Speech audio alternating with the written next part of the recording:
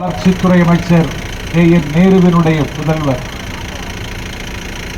என்னுடைய ஆசை தம்பி அருண் நேருவை ஒரு மந்திரியின் மகனாக கருதி நான் வாக்கு சேகரிப்பதற்கு வரவில்லை.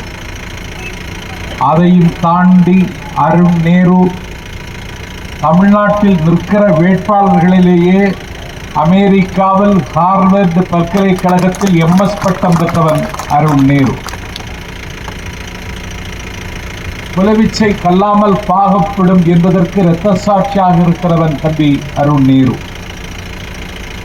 மிகச் சரளமாக ஆங்கிலத்தை பேசுகிற ஆற்றலும், நேருவின் சுமைகளை பகிர்ந்து கொள்ளுகிற அவனுடைய பண்பாடும், யார் எப்போது அலைபேசியில் அழைத்தாலும் நான் அருண் நேரு பேசுகிறேன் என்று சொல்லுகிற அவனுடைய கனிவும்,